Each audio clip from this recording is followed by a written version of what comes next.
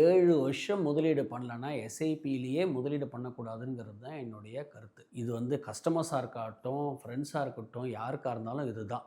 7 வருஷம் எஸ்ஐபியில் நான் தொடர்ந்து முதலீடு பண்ணியிருக்கேன், எனக்கு லாஸ் ஆகிருக்குன்னு நீங்கள் யாரையுமே காமிக்க முடியாது. ஆல்மோஸ்ட் எல்லாருக்குமே பாசிட்டிவ் ரிட்டர்ன்ஸ் தான் வந்திருக்கு. எந்த டைம் பீரியடில் வேணாலும் எடுத்துங்க, நீங்கள் ரோலிங் ரிட்டர்ன்ஸ் எடுத்து பாருங்கள், எல்லாருக்கும் பாசிட்டிவ் ரிட்டர்ன்ஸ் தான் இருக்குது. ஸோ மினிமம் பீரியடு ஒரு 7லேருந்து 10 வருஷம் நீங்கள் முதலீடு பண்ணால் மட்டும்தான் நீங்கள் எஸ்ஐபிக்குள்ளேயே முதல்ல வரணும்.